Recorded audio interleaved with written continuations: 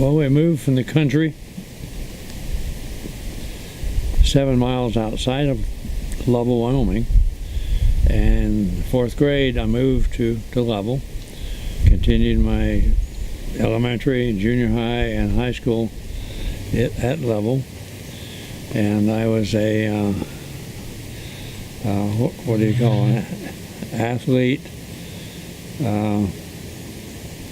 scholar, as student vice president of the high school. We had 2,242 people in the town, about 200 in the high school. And so it was a small, everybody knew you, everybody took care of you. And if you violated the training when you were playing the sports, the girls that you were dating's family sent you home. Said, bring my daughter home and you have a game tomorrow night. Said, you need to get your rest. And so I had two of them fantastic basketball and football coaches who were mentors in my life. I mean, these examples of character, just unbelievable. So that's where I learned the principles of my family. Didn't finish off on me or teach me. In an environment that was just very, very warm environment, because everybody in town knew you, and my brother-in-law was the chief of police, so I was a good boy.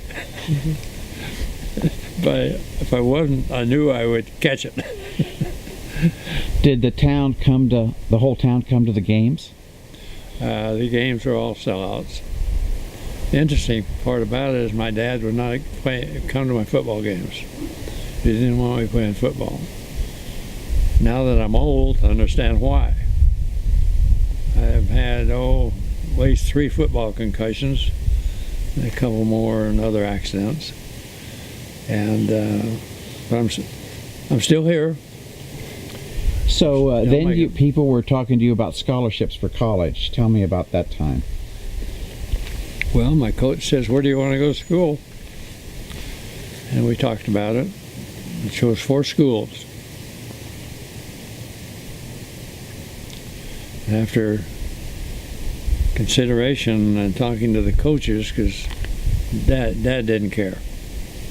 He just wanted me to go to school. And I had scholarships from Montana State, Utah State, University of Utah, University of Wyoming, for football or basketball. And fortunately, I chose basketball, not football, so I didn't lose all the brains I had with concussions. And now that history looks back on it, the concussions were very, very bad. And they didn't recognize them. They didn't treat them. And so we just lived through them. Were you pretty excited to go to college on a scholarship? And did any of your friends go with you to the same university? 4 of us went to Montana State. And we, after the freshman, which you have to live in the dorm, sophomore year at Montana State, we rented a basement apartment with 4 guys from the same town, and I was the chief cook. And we took turns, but they liked my cooking. So that worked out really nice. It was reasonable, and being on a scholarship for basketball and our reserve officer training paid for all my college.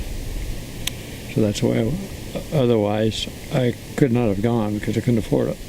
Now tell me about those friends of yours. Why don't you talk about those guys? What were they like?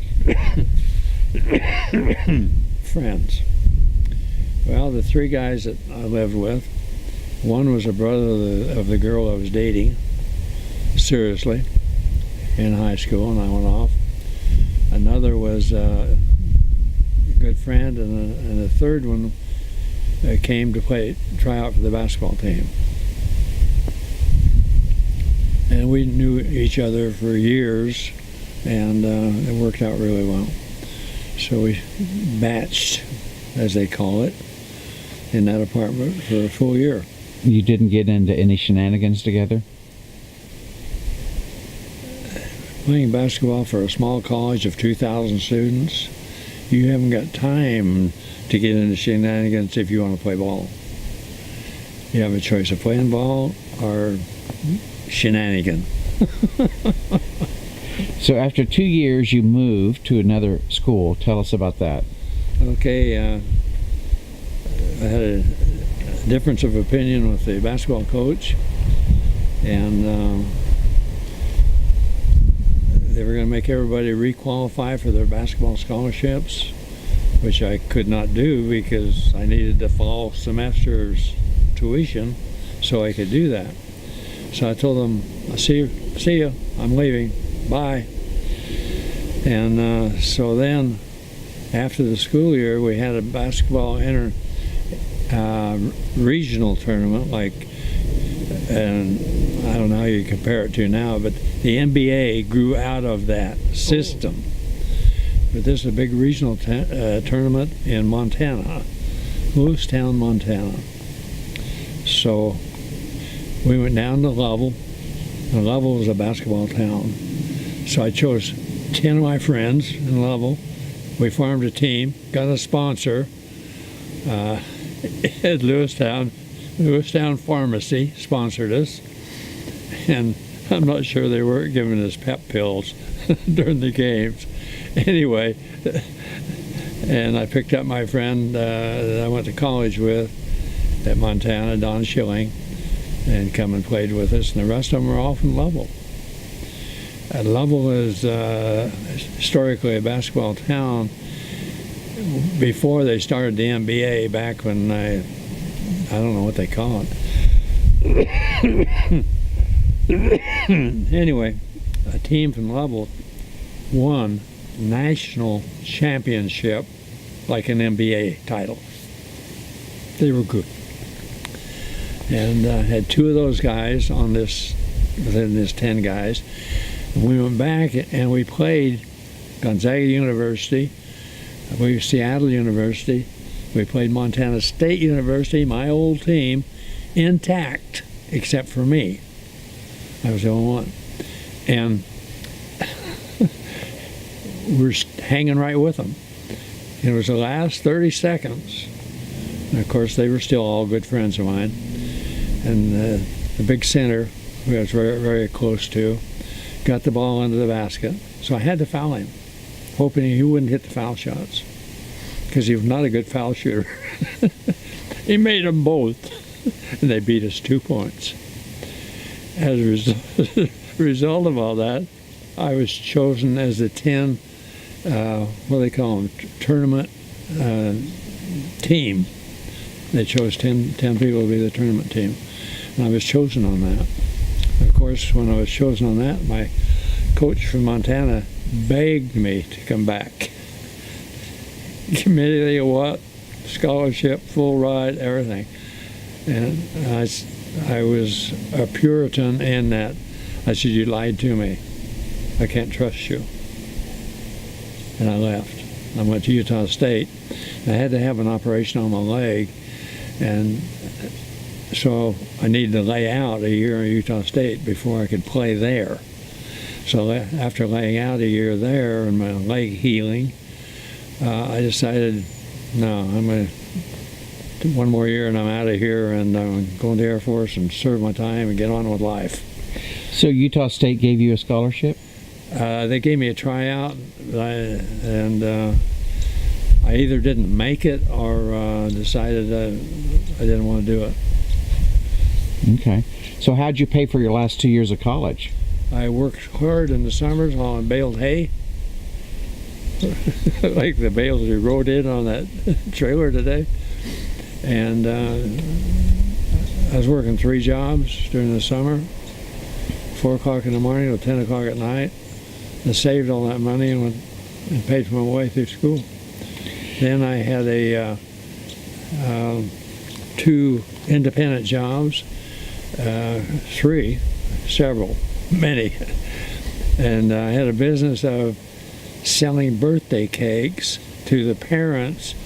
I had children there with their birthday coming up, and I'd send them a note and a letter and a price. Send me a check. I will deliver a cake, happy birthday, to your son or daughter and sing them happy birthday.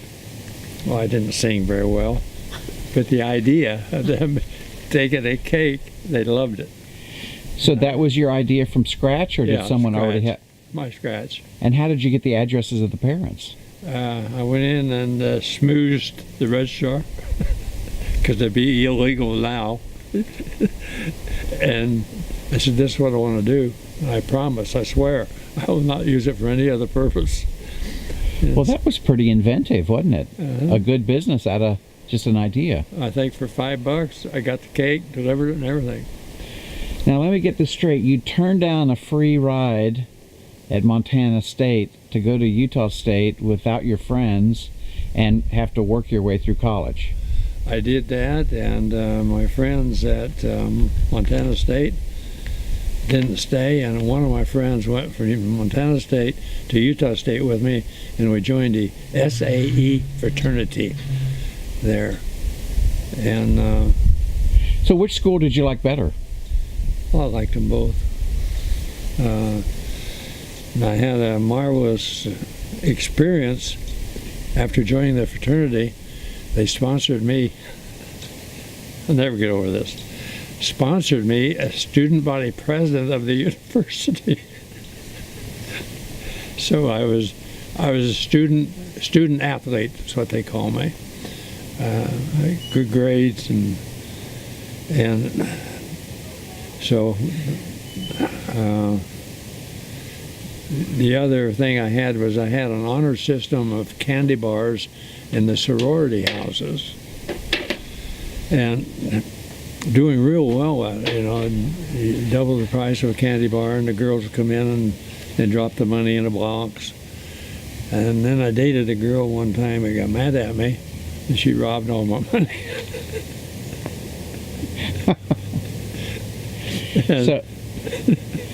So I gave that one up. We don't have much time here. I want to go in a different direction. Okay. Just a question.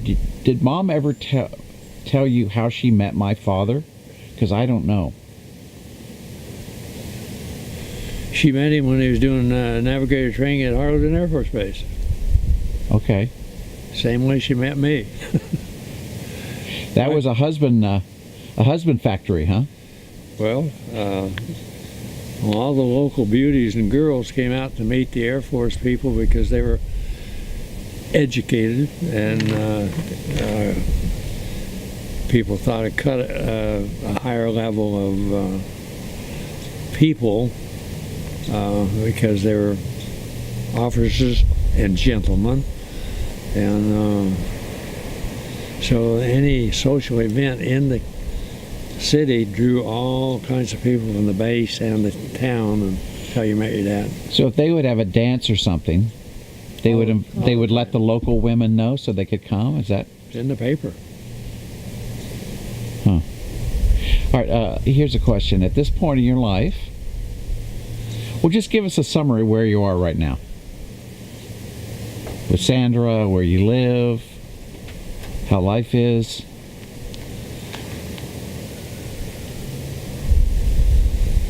Well, after 25 years in the Air Force, we settled in San Antonio, Texas, 1980, and we had your film career, producing films with Jim and Mike and Marge, and the real drivers on it was Marge and Jim.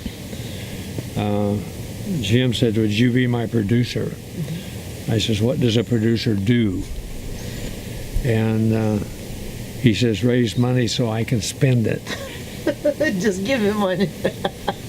And we'll make films and make a lot of money. So we made Music Box.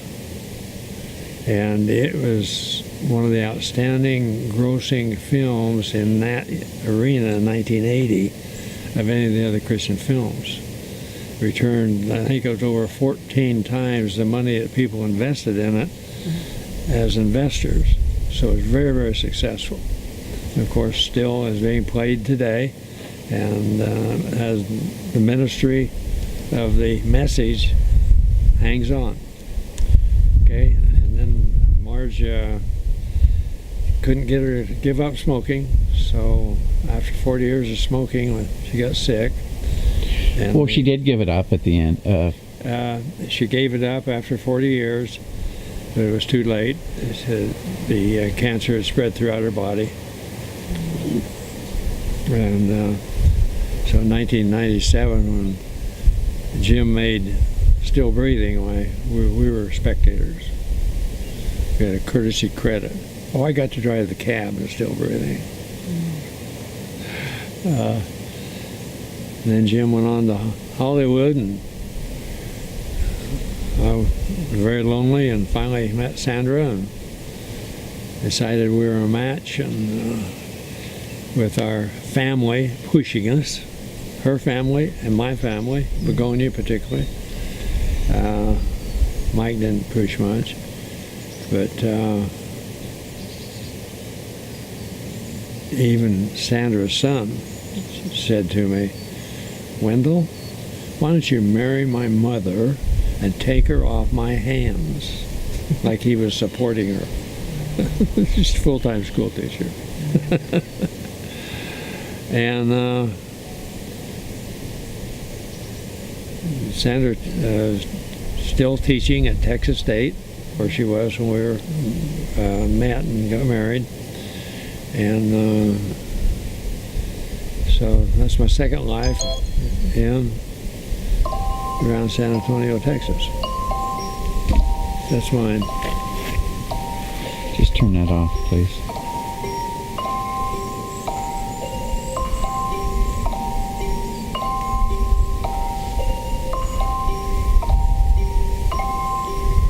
I don't know what that is. There. Scott, you'll have to wait. So as you look back on your life, what are some of the outstanding personalities, friends and stuff that you remember? Can you talk about some of those people that stand out as you look back?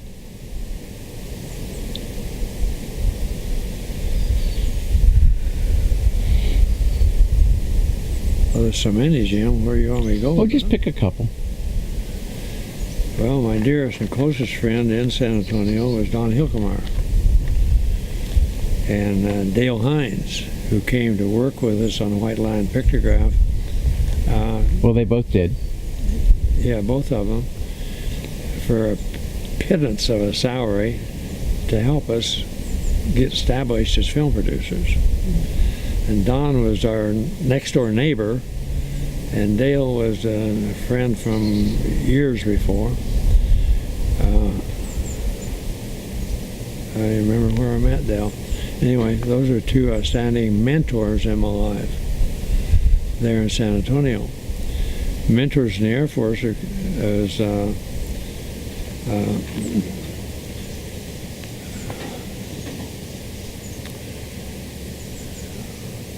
what was Hewitt's last name? Anyway, my good friend Hewitt was my mentor, and I met him at the university. Lovelace? Huh? Lovelace? Lovelace. Hewitt Lovelace. And Jim, who bought my house in Washington for me, sight unseen. I never saw it. He bought me a house. Of course, I paid for it. And so those. I don't remember Mom being very thrilled about that you bought a house that she never got to see. Well, she agreed to it. A little arm twisting. That's not the story I heard. Okay. Usually wives get to help pick the house they live in, don't they? That's true. Then when we moved to San Antonio, I said, okay, I picked Washington, you picked San Antonio. So we're driving around and looking at all these houses. I'll take that one. 4422 Chavano Woods. So I bought it. Tell us a little bit about living in Waco and then also in Nebraska. You didn't touch on that. What were you doing in Waco? I went from Harlingen to Waco, continued in the staff of Navigational Training Wing at James Connolly. We had two of them. We had Harlingen and we had James Connolly, and we had one in California as basic training bases. And Basic training for navigation. navigators, training navigators. So after 10 years there, 10 years there, I said, at the end of my career, if I don't get out of here and do something, well, I was a very good navigator instructor, and they didn't want me to leave. So they said I couldn't go. You must stay here and help us here. So I learned that I could apply to go to college, sponsored by the Air Force, and they couldn't stop me. To get a master's degree. To get a master's degree. So I applied, was accepted, and off to Boulder, Colorado we went. We spent a year and a half there, and we all learned to ski. Had a beautiful time in Colorado. It's my adopted state.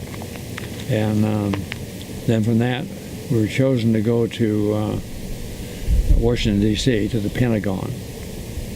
And I was a computer programmer, systems analyst at the Pentagon, developing programs for the Department of Defense, writing code and all that sort of thing. Where to now? And then you went to Nebraska. What got you to Nebraska? Well, then you went to Vietnam. Tell us a little bit about Vietnam. 1970, I was selected. Everybody had to go on tour to go to Vietnam. And a dear friend of mine in personnel had already gone to Ton Son Nhut, Saigon, ahead of me. And I was correspondence with him. I said, I've been selected to come there. What's going to be my job there? He says, well, we have a top secret special job for you to do. And they couldn't tell me over the phone what it was because it was top secret. So I went there, a lamb to the slaughter. And I got in there, and Jim Heinbaugh was his name, the personnel officer, met me at the airplane. He was my sponsor. And I said, what am I going to be doing here at this top secret job? And he says to me with a blank face, looked me right in the eye, and says, you don't have a job. I said, that's great. How about a ticket on that airplane to go back home? No, it doesn't work that way. We had to find you a job. So for some reason, they had an opening in the programming shop that was developing a system to direct all the airstrikes in the war all over the country and adjoining countries, wherever we bombed. And they said, you're going to be the chief of programming. Oh, no. I had blue suit, Air Force people, I had civil servants, government people, I had Honeywell contractors, and you mix those three together, and you don't get much sleep at night. Anyway, I was the chief of doing that, developed this multi-million-dollar program, and I didn't know what I was doing. I really didn't know what I was doing. Anyway, we got it done, and spent my year there, and came home, and selected to go to Omaha, Nebraska, where Jim starred in football. You know his football star? That is the biggest lie you've ever told. Bellevue, Nebraska High School had a football team, par none. And he made the team. No, I didn't. I never played on the varsity team. I'm sorry to disappoint you. I'm really disappointed now, Jim. He played football, and I said, Jim, you don't have to play football.